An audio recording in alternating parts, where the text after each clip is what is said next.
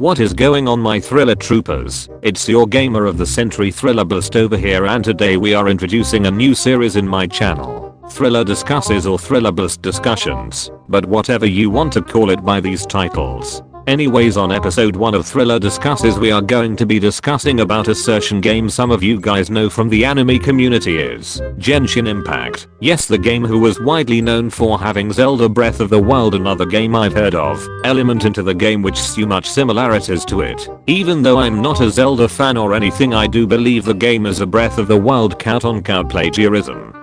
Meaning something to present an existing work or idea of someone else and publishing it as your own property pretty much means copying someone. But anyways, let's get to the main topic of this video. As if you are new here, make sure you contribute to my channel. Since none of you guys are watching here are subscribed yet, so why not smash the like button and subscribe with the notification bell on now. It's time to go.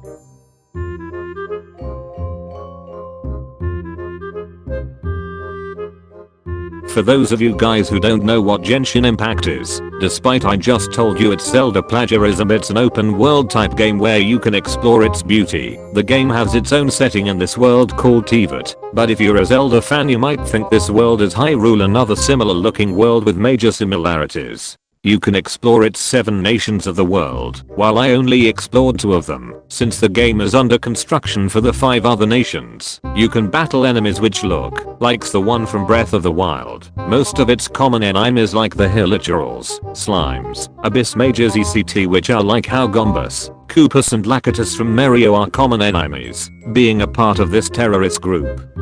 The Abyss Order, a group of Ku Klux Bra. Bad joke, but they are enemies of the universe's human race led by your processed sibling, which also talks about the game's beginning. So spoilers ahead, I will describe it in my own words. So I hope you understand. Your first story starts off as 2 siblings, brother and sister. Aether and Lumine flew towards the blue sky, in which their pathway gets blocked by this woman Akka, an unknown god as she is being called. During you and your sibling battle this unknown woman in an unfamiliar sky with pillars in the background. Later on this fight you are given a decision to choose which sibling your gender is based off, and what happens after to the other sibling you didn't choose. He or she gets sucked into this magical cube and later taken away, while you are being sealed away in a similar circumstance, but rather sealed away and fell upon this mysterious world Teyvat. You later get greeted with this doll-sized fairy Paymanaka, the emergency food. I can't remember all of the first moments I first played this game, but I can say Payman tells you how you have ended up on this mysterious world. You later walk around the place where you first meet a statue, dubbed the Statue of the 7, meaning one of the statue's Akka waypoints being a part of 7 nations in Teyvat. Later on, as I forget about almost everything, you meet this dragon with this bard named Venti who was training the dragon like he was a Pokemon trainer. Later on you stumble upon this wall that Donald Trump built. Behind the walls was a magical city called Mondstadt, which means Moon City in German. After sibling, upon seeing this place you get greeted with this red bunny girl Amber, where she guides you more into the city where you are new there. Coming on, you later do quests yada yada, and yeah, your story carries with doing quests and yada. But hey ThrillerBlast, there is more to the story, as you may say. Well, I know already. Oh shit, wait. I just realized I just discussed a story during this chapter. Let's hop on to the story chapter.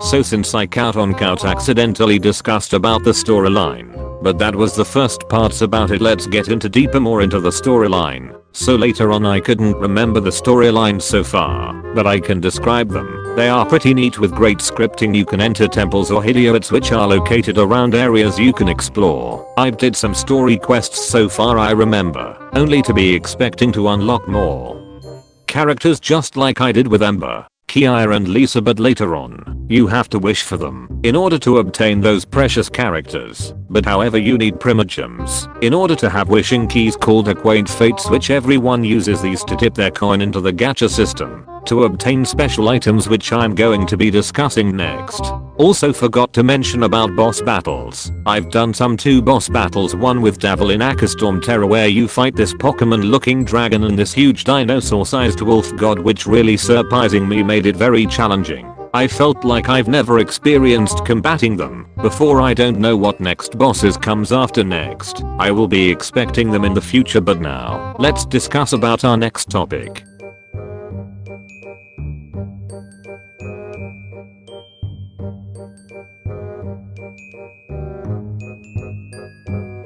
So talking about its economy, where it all contains gacha content, where what Genshin Impact usually is. So farming and grinding does actually exist in game. You mostly milk off enemies or commissions to option primogems and other currency to sustain yourself for something to fuel yourself on your adventure, such as food, something that can heal you mostly during critical situations. But one mostly people are aiming for is primogems. Primogems are special currency mostly used by the community for acquaint fates, something to wish for during events, which also leads to getting new characters or weapons for your party, up to 4 members as you obtain more characters. Right now I have like 4 obtained characters I have now, but I can't remember their names. Each special character have different types of superpowers, usually comment element of the earth, fire, ice, water, wind, plant, electricity and gear. Most of them can do special combos when mixed together. As besides this, I really get prepared up for wishing events like this happening. I don't even know what the future is going to come. It usually pressures me out where I need to farm and milk off commissions and quests in order to receive the root currency for wishing keys, primogems. It would always gives me flashbacks of me farming currency in order to receive specials, gifts from events. It's also a very challenging task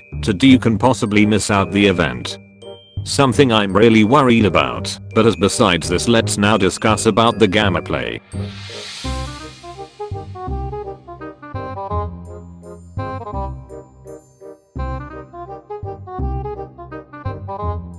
So now talking about its gameplay, each character has every special elemental skill. Like I said before, they are based off element of the earth, fire, ice, wind, plant, water, electricity, and gear. Mostly they usually called the Pyro, which stands for fire, Hydro, which stands for water, Dendro means plants, Electro, which means electricity, and Nemo, which stands for the power of wind, Zero, which is translated to ice power, and finally we have Gear. I think it means the ground. These elements are the key features of the game. Mixing ice and water makes the opponent freeze, which is obviously means something with water support on it can get frozen when gets into contact with ice. Something with a similar scenario of having to let someone on fire with gas doused on them, thanks to the offering support from flammable gas. Having fire and electricity mixed together to make a powerful explosion, something which I've never learned about, not even in my science class. But who else could explain this scientifically? These types of combos don't really make much any sense. Also, mixing any elemented based enemy with an amnesia attack or wind type power would create a splash effect, spreading it out to those who are near the doused opponent. The element can also be used as weaknesses to any opponent you counter, which is simple. Fire is useful against ice or plant themed enemies. Ice can be, and even fire can be useful against it, despite not making any scientific sense behind it. I don't really know anything more about elemental reactions, but can somebody explain me why do these elements create such undefined reactions scientifically? Okay, now time for the character's combatants. Each character has different types of weapons: a sword for combating, a bow and arrow for long range combats, catalyst for magic tricks, a Parliamaka spear, and finally we got the claymore, which is again sword way bigger than its smaller counterpart. I forgot to talk more about those weapons. Under the gacha economy tab, you have a higher and more bigger chance of getting weapons rather than wishing for chapters. You fucking simp for. I don't much know about weapons these days, but I do believe they have special abilities for boosting your default status, just like how TF2 items are. Each character with a different type of weapon has different types of gameplay. A sword is just basic sword fighting. Bow is ranged combat, a catalyst is a magic spellbook, and a claymore you can give heavy attacks, but it has slow attack speed unlike the others, which are faster.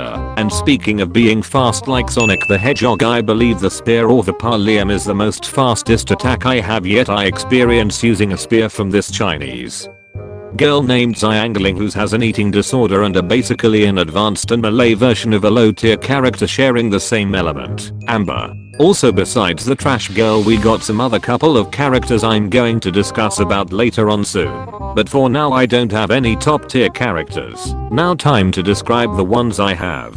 Kiara's I have is a rice cryo based character. He can release a flame of ice out of his hands with his magical powers. Lisa, now she can cast a magical electrical spell upon enemies and the others yes. Barbara, she also shares the same irrational as Lisa, but her element power is water. She can heal you while in battle. Just how, like medics from Team Fortress 2 are meant to be, she can attack with water powers. Now for the others, I have obtained some characters I've gotten by wishing, but haven't used them for a while, so I can freely describe another electrical character, Byeee, whose main weapon a claymore. She has similar attack speed as Howdaluk, another character I've experienced, but this woman relies on electricity, and like Diluk, whose power is fire, his gamma play is really op. I really wish I can have him in my team. And for Zinkyu, I've heard he's an top tier character, even though despite I haven't used him that much. So moving on to another character, Noelle, who's a maid wielding a claymore, which she's just too frickin' small to wield something like that, but she can spin around dealing some handful of DPS. Despite being count laughable at, just for being a small woman wielding a giant weapon. I wish I can discuss other characters, but I don't have them right now. So anyway, what could possibly be wrong with loving these characters and their story? Shipping, obviously, but hey, I've done those videos discussing about them and got some handful of dislikes thanks to an amazing fan base of true-hearted lover shippers, especially Chalumi. I will not discuss about fan fiction or fan content, but if you wanted to or let me to review them, it's all up to you or me if I have any further notice. Now it's time for our conclusion.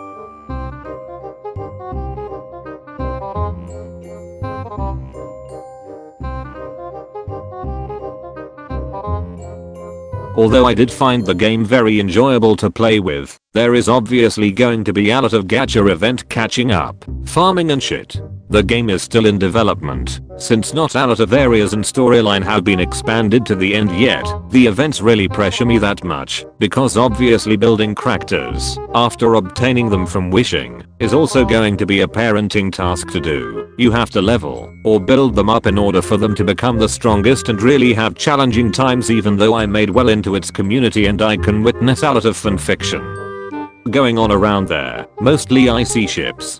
The game itself has amazing element into it, but unlocking stories means farming for XP in order to access them. Daily commissions are the key features in the game. I commonly come back to the game just for farming stuff to unlock new features after unlocking stories. It can take a long time in order to finish them. I kinda feel exhausted after completing such a quest. I do play occasionally for stories and quest, but in most cases I play other games such as Minecraft, TF2ECT. Genshin Impact doesn't really have the same fun level like those other games. It may contain the fun you all had with it for some of you guys, but for me, I find it just more likely of a commission and farming game. Everything is required for leveling up in order to unlock more to its gems behind the door, or having a key in order to open the treasure. Also forgot to add in, the game does some pretty great updates that build us hype, but like before, this could be involving the use of farming, which is extremely challenging. So what do you think of it so far? Did I miss anything I forgot to put in? Let me know in the comments below. Thank you for watching this video all the way through here. Since not a lot of my viewers lately have been watching my videos all the way through so far, you may now contribute to this channel. Like this video, subscribe with the notification bell on, join my Discord server, and follow me on Twitter. Stay cool, stay awesome just like me. Ciao.